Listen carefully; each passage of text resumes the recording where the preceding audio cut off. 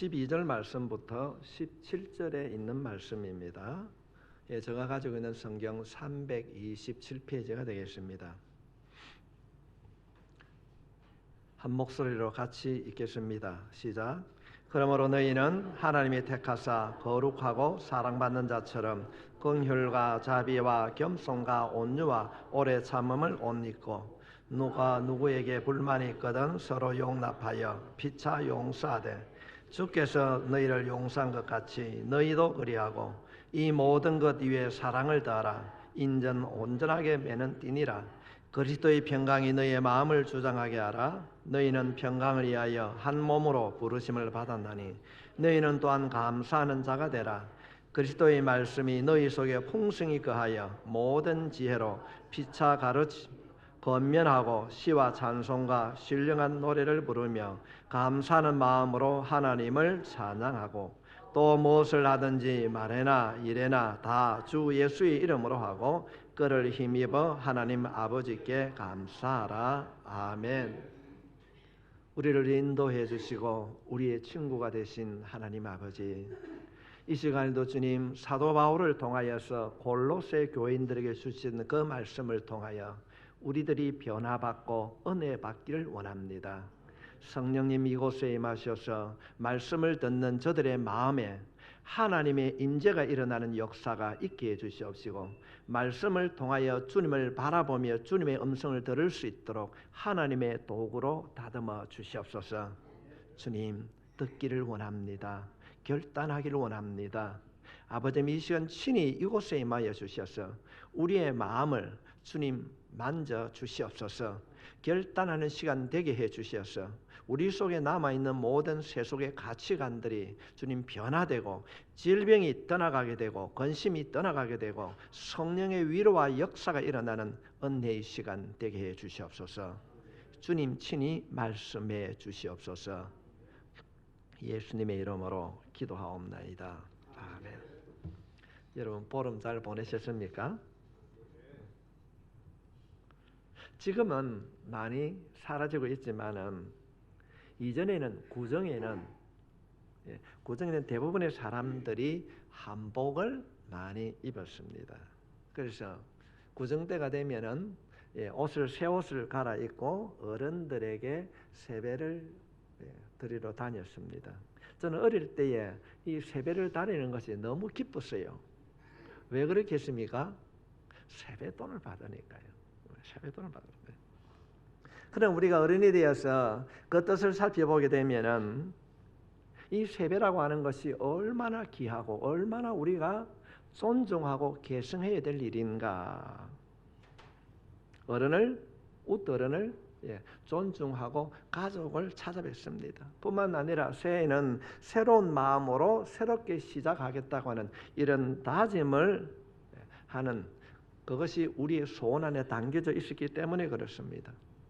우리 오늘 말씀을 살펴보게 되면은 말씀 안에도 보면은 새 옷을 입는 이야기가 나옵니다. 12절 말씀에 보면은 그러므로 너희는 하나님이 택하사 거룩하고 사랑받는 자처럼 긍휼과 자비와 겸손과 온유와 오래 참음을 옷 입고. 오늘 본문에 있는 말씀은 사도 바울은 구원받은 우리가 이 땅을 살아가면서 반드시 입어야 할 마음의 옷에 대하여서 말씀하고 계십니다. 구원받는 자들은 예수를 믿는 우리들은 외모뿐 아니라 마음의 내면이 달라져야 한다는 것입니다. 그럼 어떻게 달라져야 할까요? 달라지기 위하여서는 예수를 믿는 사람답게 살기 위하여서는 과거에 믿지 않았던 그 시대 주님을 인격적으로 영접하지 못한 그때의 그 잘못된 마음의 옷을 벗어버려야 됩니다. 마음의 잘못된 옷을. 지금 우리가 새 옷을 입기 위하여서는 헌옷을 버리는 것은 너무나 당연한 일입니다. 그렇다면 먼저 우리는 무엇을 버려야 하는가? 앞에 문맥에서 우리는 벗어버려야 하는 것들을 설명하고 있는 것을 보게 됩니다. 골로새 3장 5절 말씀에 보면은 그러므로 땅에 있는 지체를 죽이라 곧 음란과 부정과 사욕과 악한 정욕과 탐심이니라. 탐심은 우상숭배니라. 또 8절 말씀해 보면은 이제는 너희가 이 모든 것을 벗어버리라. 곧 분함과 노여움과 악의와 비방과 너희의 입에 부끄러운 말이라. 많은 것이 나오고 있지만은 간략하게 정리하면은 세 가지입니다. 악한 정욕, 탐심, 악한 말. 적어도 우리가 구원을 받았다고 한다면은, 우리가 예수를 바르게 믿는다고 한다면은, 믿기 이전에, 주님을 만나기 이전에 행하여던 악한 정욕, 탐심, 악한 말은 반드시 버려야 하는 것입니다. 그렇게 잘못된 것을 버리고 나서 우리는 무엇을 해야 되는가? 새 옷을 입어야 됩니다.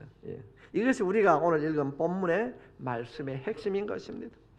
하나님께서는 구원받은 성도들이 반드시 입어야 할 세 가지를 말씀하고 있습니다. 그 첫 번째 새 옷이 그리스도의 인품입니다. 그리스도의 인품. 우리는 평생 이 땅을 살아가면서 무엇을 입기 위해 노력을 해야 하는가? 그리스도인 예수님을 닮기를 노력해야 됩니다. 여러분 정말로 남녀가 사랑하면은 여러분 어떤 일이 생기는 거 아십니까? 많은 일들 가운데 한 가지는 반드시 생기는데 그 중에 가장 중요한 것이 닮아가는 것입니다. 부부가 정말로 사랑하면은 닮아가는 것입니다. 그래서 우리가 흔히 이런 말을 하게 됩니다. 금술이 좋은 부부는 서로 뭐하다? 닮았다. 옆에 사람 쳐다보세요. 닮은 것 같습니까? 저 친구 중에 그 통영 원평에 있는 친구가 있습니다. 근데 그 친구가 학교 다닐 때 별명이 뒷짐입니다. 뒷짐. 그 친구는 걸어가면 항상 이렇게 뒷짐을 지고 잘 걸었어요. 제가 어느 날 그 친구 집에 방문을 했는데 아들이 걸어가는데 뒷모습을 보니까 똑 닮았어요. 저가 아버지 같아요. 닮았어요. 아들은 자라나면서 아버지를 보게 됩니다. 외모만 닮는 것이 아니라 어린아이 때는 아버지를 존경하기 때문에 그 부모의 모든 행동을 따라하게 됩니다. 오늘 말씀은 바로 이 이야기입니다. 이 이야기입니다.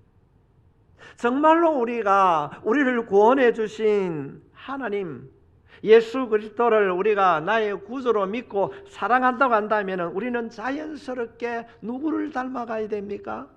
예수님을 닮아가는. 예수님 닮아가는. 내가 신앙생활을 오래 하고 어떤 직분을 받았다 한다 할지라도 예수님을 닮고자 하는 마음을 갖고 있지 않고 주님을 닮아가는 그런 생활을 하고 있지 않다면은 우리 안에는 어쩌면은 예수님이 안 계실는지 모릅니다. 우리 안에 과연 주님을 닮아가는 모습이었다면은 우리 자신을 다시 한번 오늘 이 말씀을 통하여서 점검하고 형식적인 신앙에서 진실한 자로 주님을 닮아가는 자로 거듭날 수 있기를 주님의 이름으로 축복합니다. 그래서 우리가 입어야 할 그 성품 가운데에 첫 번째가 뭔가 하면은 우리는 이 땅에 살아가면서 예수님을 닮아가야 됩니다. 예수님을 닮아가야 됩니다. 그것이 바로 그리스도인의 인품인 것입니다. 그 가운데 무엇을 닮아가야 되는가? 성경은 구체적으로 우리들에게 12절 말씀에 기록하고 있습니다. 그러므로 너희는 하나님이 택하사 거룩하고 사랑받는 자처럼 긍휼과 자비와 겸손과 온유와 오래 참음을 옷 입고. 우리가 예수 믿는 사람답게 살아가기 위해서는 반드시 가져야 하는 것이 있는데 그것이 바로 오늘 성경은 긍휼과 자비와 겸손과 온유와 오래 참음. 지난 주일 날 예배 시간에 온유와 오래 참음은 살펴보았습니다. 오늘은 긍휼과 자비와 겸손에 대하여서 살펴보기를 원합니다. 그러면 긍휼은 무엇일까요? 긍휼. 우리가 마태복음 5장에 등장하는 이 긍휼에 대하여서 그런 복음성의 노래를 자주 부릅니다. 긍휼이 여기는 자는 긍휼히 받을 것이죠. 그렇습니다. 그렇다고 한다면은 이 긍휼은 무엇인가? 내 옆에 사람을 대하는 태도입니다. 내 옆에 사람을 대하는 태도. 특히 다른 사람들의 어려운 모습을 볼 때 내가 가지는 마음의 자세가 긍휼인 것입니다. 우리가 이런 말을 많이 하지요. 아이고 애간장이 탄다. 애간장이 녹는다. 이 말이 성경에서 말하는 긍휼이란 말입니다. 우리는 간절함을 표현할 때에 애간장을 녹인다는 말을 합니다. 좀 더 쉽게 말씀을 드리면은 다른 사람들의 아픔을 내 아픔으로 여기는 마음이 긍휼히 여기는 마음입니다. 우리가 복음서를 읽게 되면은 예수님께서는 이 땅에 계실 때 누군가 아픔과 고통 가운데 있을 때 언제나 긍휼히 여기셨습니다. 길을 가다가 소경을 만나면은 고쳐 주셨습니다. 문둥병자가 와서 고쳐달라고 하면 주님께서는 고쳐주셨습니다. 이 마음이 긍휼히 여기시는 마음인 것입니다. 주님께서는 우리들이 목자 없는 양같이 살아가는 모습을 보시고 애간장이 녹는 긍휼의 마음을 가졌어요. 멸망의 길을 걸어가는 예루살렘을 보시고 주님께서는 감람산 위에서 그 성을 보시고 긍휼히 여기는 마음으로 눈물을 흘리셨습니다. 여러분, 이것이 긍휼히 여기는 마음입니다. 이것이 우리가 가져야 하는 마음이라는 것입니다. 우리가 어떻게 구원을 얻었습니까? 우리가 어떻게 전능하신 하나님을 아버지라고 부를 수 있습니까? 하나님의 긍휼하심 때문에 그렇습니다. 그래서 사도 바울은 에베소서 2장 3절로 5절 있는 말씀 가운데 전에는 우리도 다 그 가운데서 육체의 욕심을 따라 지내며 육체의 마음에 원하는 것을 하여 다른 이들과 같이 본질상 진노의 자녀였습니다. 그러나 긍휼이 풍성하신 하나님이 우리를 사랑하신 그 큰 사랑으로 인하여 허물로 죽은 우리들을 그리스도와 함께 살리셨다. 이 하나님의 긍휼하신 것입니다. 지금 우리는 죄로 인하여서 멸망당하고 죽을 수밖에 없는 존재였습니다. 어쩌면 우리는 태어날 때부터 본질상 진노의 자녀였습니다. 그런 우리가 어떻게 구원을 얻었습니까? 우리가 어떻게 하나님의 자녀가 되었습니까? 이유는 한 가지입니다. 하나님께서 우리를 긍휼히 여겨주셨기 때문에 그렇습니다. 하나님의 긍휼하심으로 우리가 하나님의 자녀가 되었습니다. 이것이 바로 우리가 우리 주변의 다른 사람을 긍휼히 여겨야 되는 이유인 것입니다. 여러분, 교회의 직분이 중요합니다. 믿음의 연륜이 중요합니다. 그러나 그보다 더 중요한 것이 무엇입니까? 이웃을 긍휼히 여기는 마음인 것입니다. 예수님께서 강도 만난 이웃을 향하여서 우리에게 말씀하고 있습니다. 당시의 제사장들이나 지도자들은 보고 지나갔습니다. 그때 당시에 천대받는 사마리아인은 그 유대인을 불쌍히 여겨주셨습니다. 예수님께서 말씀하십니다. 너도 가서 이와 같이 행하라. 이와 같이 행하라. 여러분, 이것이 우리가 입어야 할 새 옷입니다. 긍휼. 여러분, 이것이 우리의 기도가 되어야 될 줄 믿습니다. 이 세상에 살아가면서 필요한 일들이 많이 있지만은 하나님께서 내 마음에 긍휼을 쏟아 부어 주셔서 긍휼히 여김을 받는 삶을 살아가는 여러분이 되시길 바랍니다. 여러분의 가정이 긍휼이 있는 가정, 긍휼이 풍성한 그런 교회가 극동제단이 될 수 있길 바랍니다. 좀 더 쉽게 말씀을 드린다면 다른 사람의 아픔을 내 아픔으로 여기는 마음, 그들과 함께하는 그런 가정, 그런 교회가 하나님의 긍휼을 실천하는 가정이요 교회가 될 줄 믿습니다. 두 번째로 우리가 입어야 할 옷이 뭔가 하면 자비의 옷입니다. 자비요. 이 말은 쉽게 말씀을 드리면 선함과 친절함입니다. 우리 지난 시간에 살펴봤던 온유는 무엇입니까? 온유는 마음이 부드럽고 따뜻한 마음으로 인내하는 것이 온유라고 우리가 지난 시간에 살펴보았습니다. 왜 하나님께서 우리들에게 말씀하시는가? 자비는 무엇인가? 자비는 선함과 친절함. 그래서 디도스 말씀을 살펴보게 되면은 디도스 3장 4절 말씀에 보면은 우리 구주 하나님의 자비와 사랑하심을 나타내실 때에, 자비는 다른 말로 표현을 하면은 사람을 사랑하는 것입니다. 우리들이 진정으로 사람을 사랑하면은 자연히 다른 사람을 선대하고 친절을 베풀 수밖에 없습니다. 믿는 자의 표가 드러나야 된다는 겁니다. 제가 말씀을 준비하면서 어느 때 겪었던 이야기입니다. 고현 주차장에서 서울 가는 버스를 타고 제가 가는데 이야기를 잠시 듣는 가운데 쓰는 용어가 교회에서 쓰는 용어를 쓰더라고요. 뭐 집사님, 권사님, 뭐 교회 어떻고. 그럴 때 제가 들을 때 저분들은 교회 다니는 사람이로구나. 제가 그렇게 느끼고 졸다가 잠이 들었어요. 근데 대전을 조금 지났을 때쯤 되었는데 제가 자다가 깼어요. 소리가 나고 싸우는 소리가 나는 거예요. 내용인정. 그 교인으로 보이는 그 사람이 뒤로 의자를 너무 제낀 거예요. 그러니까 뒤에 있던 사람이 좀 불편하다고 얘기를 하니까 다툼이 일어나는 거예요. 제가 목사지 않습니까? 제가 가만히 듣고 있어요. 아니, 처음 출발하던 집사님, 권사님 뭐 이런 얘기 하다가 어느 순간에 자기 편하다고 의자를 너무 제낀 거예요, 뒤로. 그러니까 뒤에 있는 사람이 조금은 앞으로 당겨주면 좋겠다. 그분은 그래요. 내가 규정을 어긴 게 뭐요? 뒤로 제끼라고 의자가 있는 것이지. 너무 당당합니다. 참 이기적인 믿음을 가지고 있구나. 성도 여러분, 그때 제가 가지는 마음이 어떤 마음이 있겠습니까? 만약에 내가 목사인데 우리 교인들도 저렇게 하면 어떻게 할까? 성도 여러분, 내가 조금 손해를 보더라도 다른 사람을 배려해 줄 수 있는 그런 믿음이 여러분의 믿음이 될 수 있길 바랍니다. 예. 자비가 풍성해지길 주님의 이름으로 축복합니다. 모든 사람들에게 친절하게 대해주는 거예요. 친절하게. 성도 여러분, 도끼를 예수 믿는 사람 빼야 돼요. 도끼를 빼야 돼요.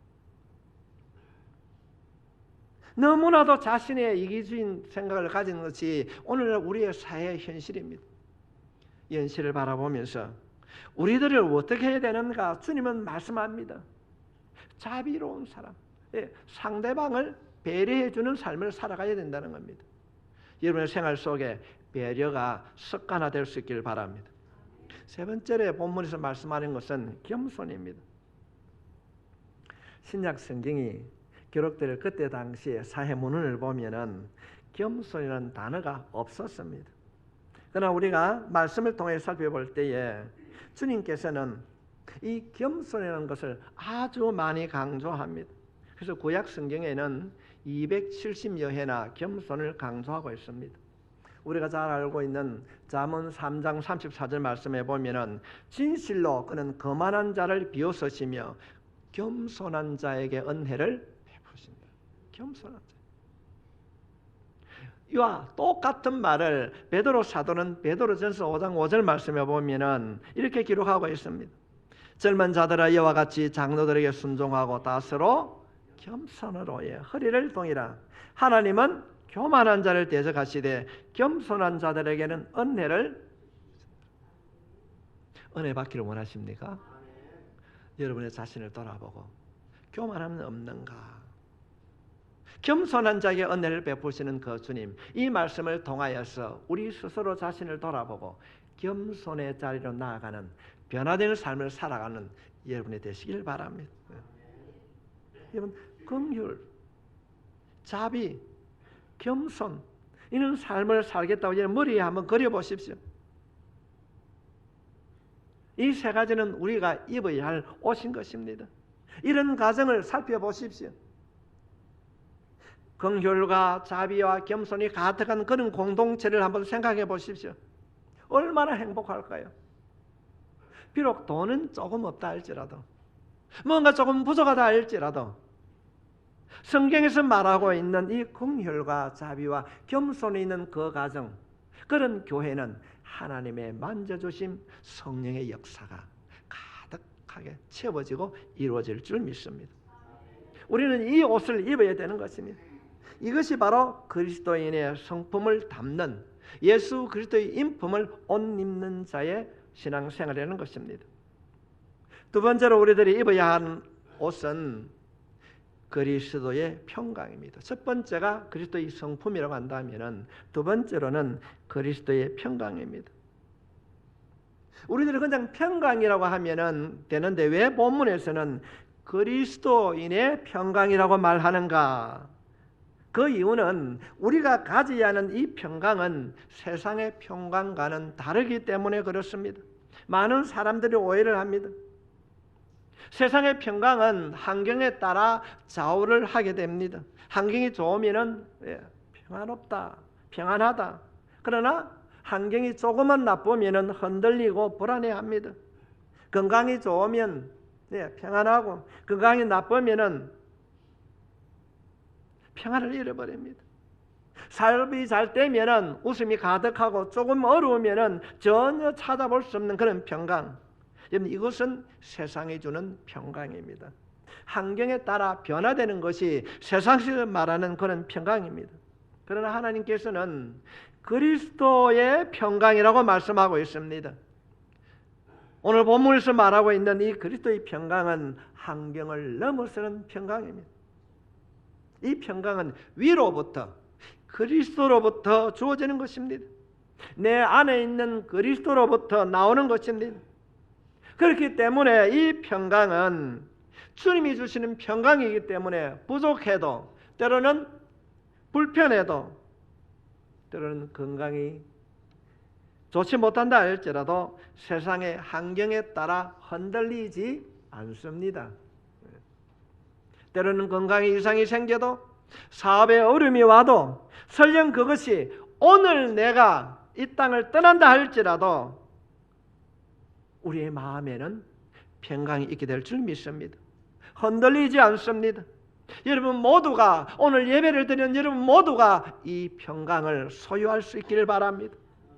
주님이 주시는 평강을 소유하게 되면 죽음이 두렵지 않습니다. 어려워도, 힘들어도, 불가능해 보여도 주님이 함께한다는 믿음이 있기 때문에 평안을 누릴 수 있습니다. 왜냐하면 이 평강, 이 평안은 위로부터, 하나님으로부터 우리들에게 주어지는 것이기 때문에 그렇습니다. 오늘 말씀의 15절 말씀에 보면은 그리스도의 평강이 너희 마음을 주장하게 하라. 너희는 평강을 위하여 한 몸으로 부르심을 받았나니 너희는 또한 감사하는 자가 되라. 여기서 주장하라 이런 말이 나오는데 브라뷰란 뜻인데, 이 주장한다 말은 무엇입니까?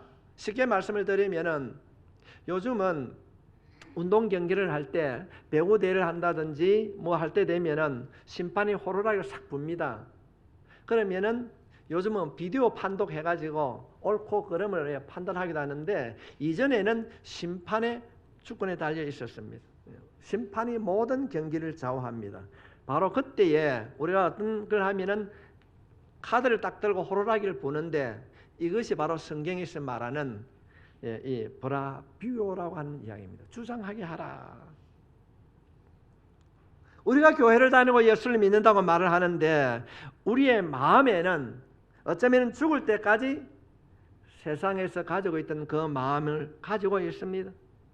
예수를 믿고 난 이후에 성령 하나님이 내 안에 들어오셔서 한 곳에서는 성령의 마음이 있는가 하면은 육신의 마음도 있습니다.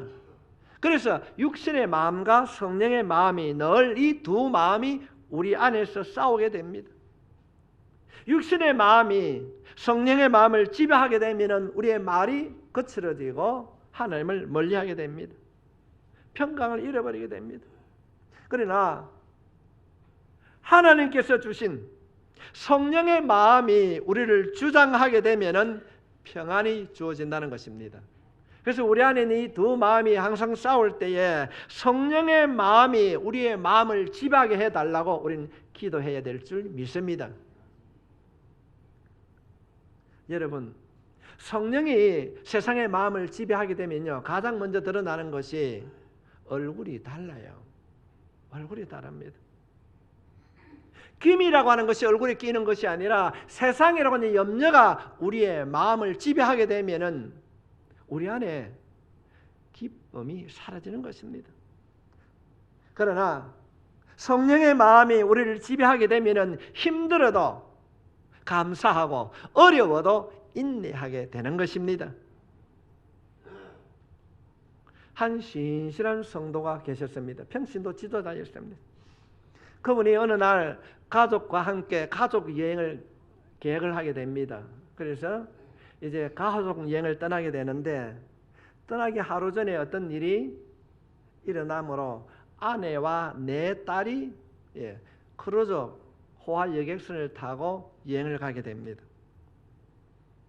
그런데 이 호화 여객선이 운행 중에 사고를 당합니다. 사고를 당하는데 아내는 목숨을 건졌지만은 어린 네 딸은 목숨을 잃게 되었습니다.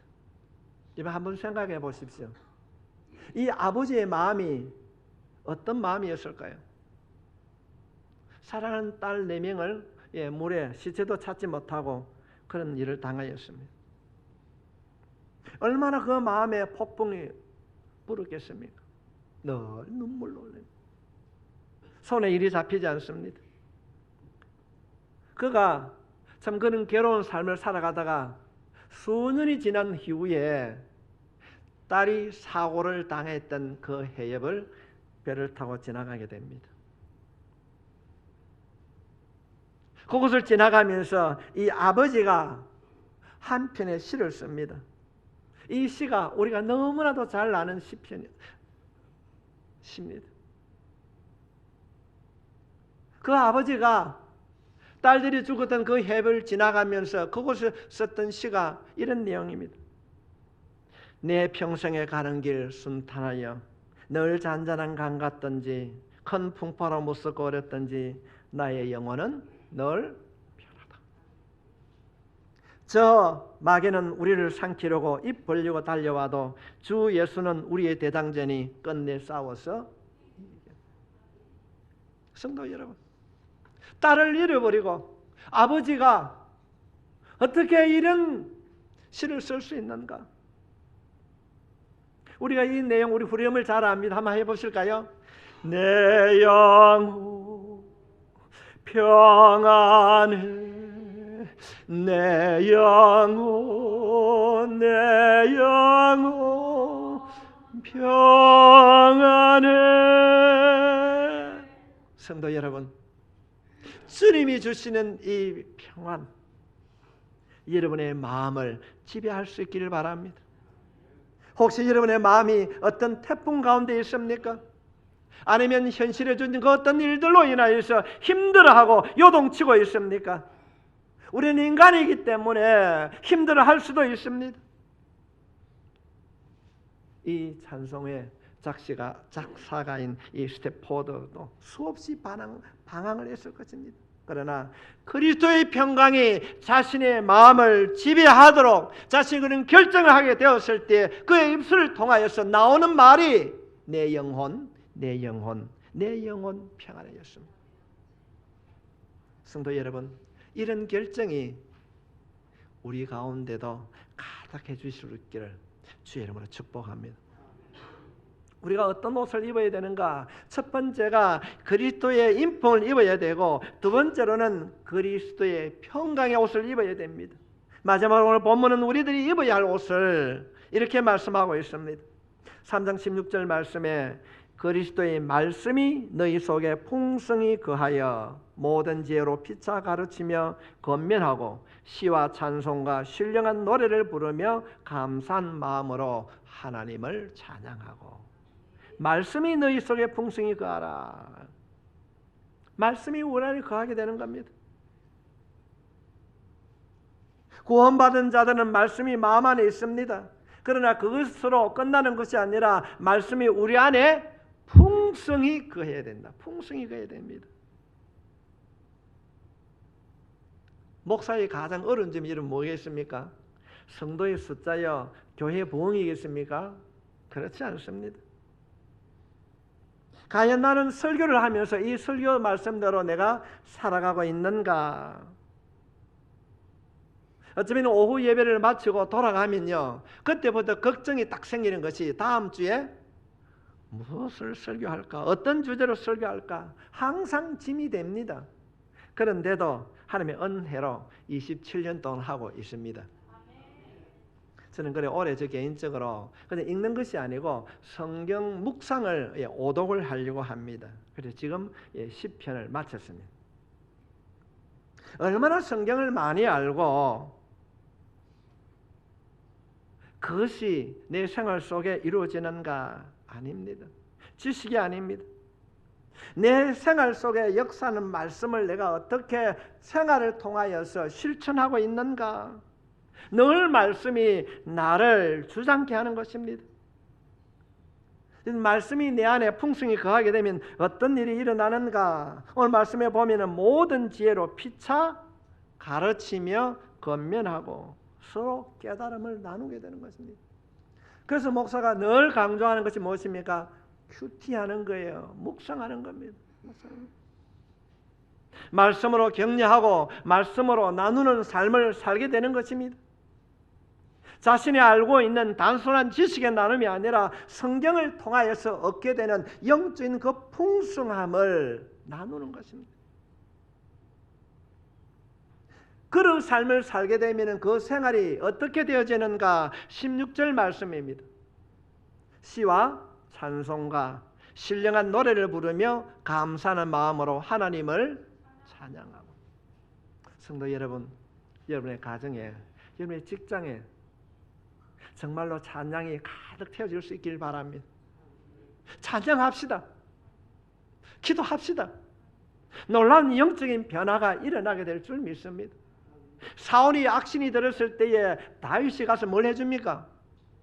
노래 불러줘요. 우리가 그 말씀을 그대로 받아들이는 거예요. 내 가정에 찬양이 채워지면 내 가정에 있는 모든 어둠의 영 결박되고 악한 영 떠나갈지어다. 믿으면 우리가 찬양하는 거예요. 어려움이 있고 힘들다고 한다면 우리가 좀 전에 불렸던 것처럼 내 영혼 평안해 외치는 거예요. 우리의 찬양, 우리 기도에 들으시는 하나님께서 바꾸어 주실 줄 믿습니다. 성도 여러분, 2020년도 우리 한번 멋지게 살아갑시다. 건강하게 살아갑시다. 이 옷을 입고 우리가 살아가자는 것입니다.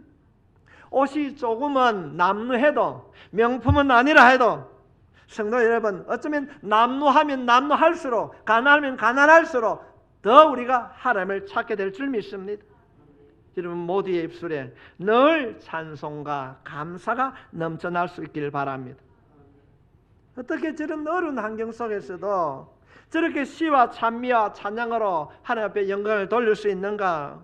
어떻게 주일마다 감사할 수 있는가? 어떻게 원망이 아니라 기도하며 어떻게 상대방을 섬길 수 있는가? 하나님이 함께하면은 위대한 일이 일어나게 될 줄 믿습니다. 옆에 있는 성도에 한번 우리 인사합시다. 당신은 위대한 자입니다. 아멘. 우리가 그리스도의 인품의 옷을 입고 우리가 그리스도의 평강의 옷을 입고 우리가 그리스도의 말씀의 옷을 입고 살아가게 되면은 오늘 이 시대에 하나님의 도구로 쓰임받게 될 줄로 믿습니다. 영적인 옷을 입고 이 한 주간도 찬송하며 기쁨의 삶을 살아가는 여러분 모두가 되시길 예수님의 이름으로 축원합니다. 기도드리겠습니다.